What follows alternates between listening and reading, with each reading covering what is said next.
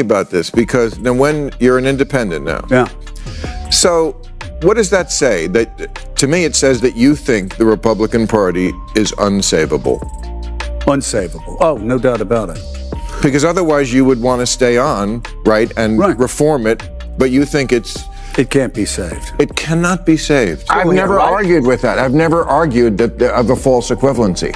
I just said there is misinformation from both sides. Well, sorry. So I lived through COVID. Don't tell me there wasn't always has been. misinformation. Right. But there's a difference between... I lived through stupid policies based on bad information and stifled information. Joe Scarborough had a total meltdown on live TV, and it was hard to watch. What started as a late-night debate quickly spiraled out of control, and Scarborough seemed to back out of the situation as if he had somewhere more important to be. But who ignited the fire? Bill Maher, of course. When Maher's fed up, you can feel it. He took Scarborough's latest opinion on Trump and completely ripped it apart, as if it was nothing. The moment Maher responded, Scarborough started stumbling, and you could almost see the panic on his face. Said that he was going to use the military and the National Guard to arrest his political opponents. He was asked if he would back off of that. He said no. And he said no. Yep. In fact, he doubled down. He talked about Nancy Pelosi being evil, her husband being evil, Schiff being evil, talking about arresting them. He said he was going to execute the chairman of the Joint Chiefs of Staff because he was disloyal to him. He told another chief of staff who was a general, I wish my generals were like Hitler's. So, what exactly did Scarborough say that set everything off? And how did Maher tear through his argument like a hot knife through butter? Hold on tight, because this story is about to get heated. Scarborough's latest comments about Trump were dripping with bias. Honestly, it wasn't just a little tilted, it was completely off the rails. He started going off about Trump in a way that made it seem like we were stuck in a never-ending loop of Trump hysteria, as if it was still 2016. Scarborough seemed to be carrying the torch for what people call Trump derangement syndrome. Some people just can't accept that Trump was president, and it felt like Scarborough was one of them. His take on Trump's recent comments was all about inflaming emotions, without offering any real context. Now, Bill Maher wasn't having it. He didn't just let Scarborough get away with throwing around outrage without explanation. He cut through it all, pointing out that Scarborough wasn't even touching the full story behind Trump's words. Scarborough just went for surface-level shock value, leaving out important context and facts to make Trump look bad. That's weak journalism, whether you agree with Trump or not. Maher called him out for it, and Scarborough looked completely caught off guard.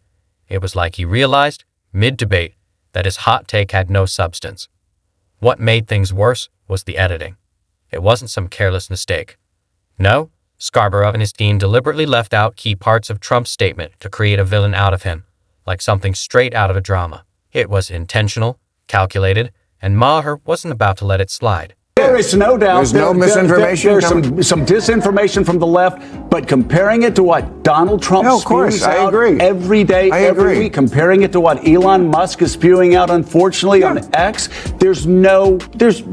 you sound like Brett Stevens now, with all due respect. It's a joke. That's a real time. And you sound like him, who looks like Rachel Maddow.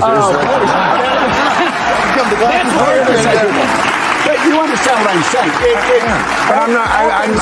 I've never argued with that. I've never argued that of a false equivalency. I just said there is misinformation from both sides. So I lived through COVID. Don't tell me there wasn't misinformation. But there's a difference between... I lived through stupid policies based on bad information and stifled information. That's what Zuckerberg said. He said they were forcing us not to put out... This whole situation was slick, but it wasn't an accident. It was done intentionally to stir up outrage and keep the anti-Trump narrative running full throttle. It's not just misleading, it's downright manipulative.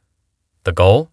To keep viewers in a constant loop of anger, where truth doesn't matter, only the chaos and the clicks. They want people mad all the time, 24/7. And the worst part? This isn't new. It's the same playbook we've seen over and over again. Twist the context, sell the drama, and flood the headlines with half-truths that spread like wildfire.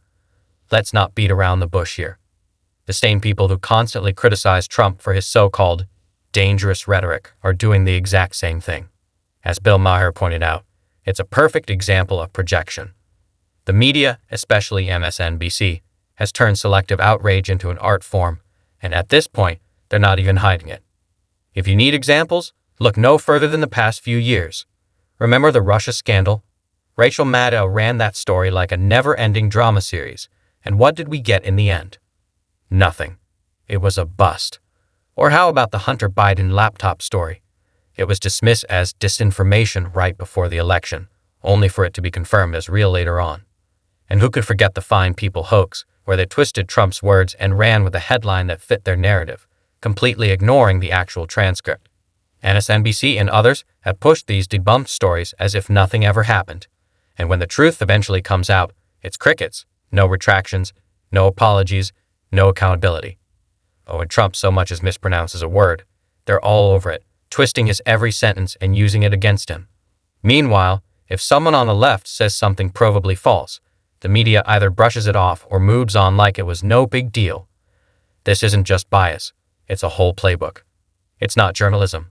It's a strategy to control the narrative and manipulate what people believe. You haven't changed, so you consider yourself a liberal, right? I consider myself an old school liberal. You have to make that distinction now because, the word woke, which started out as a good thing, being alert to injustice, and a lot of people get triggered by the word because when they hear it, they think of the old meaning, which was good. Right. Stay woke. But I'm sorry, language is a living, breathing entity. Words change and they migrate and they take on a different meaning. And woke now has to answer for people have just used the word to ascribe a number of extreme things on the. The purpose of all this is crystal clear, right? Keep people in a constant state of fear and anger. As long as the public is mad at Trump, no one's asking the hard questions and nobody's looking at the media's dirty laundry. Because if these networks had to admit they've been pushing lies, twisting facts, and creating drama for ratings, they'd have to face the truth. They're no better than the very person they've spent years trying to tear down. And that's the one thing they'll never let come to light. Now, let's talk about where Maher misses the mark. He acts like the whole woke movement is just a small group of people yelling on Twitter, like it's some fringe trend. But let's be real. That ship has sailed. Wokeness isn't some passing fad anymore. It's the default setting in elite liberal circles. It's woven into everything, from Hollywood scripts to political speeches, from college campuses to newsrooms. It's not the exception. It's the rule, and Scarborough. He didn't even try to push back when Maher called it out. Not even a flinch. Deep down, he knows it's true. The left's obsession with identity politics, outrage cycles, and censorship isn't coming from a few radicals on the sidelines. It's coming from the top. The media fuels it, politicians repeat it, and celebrities wear it like a badge.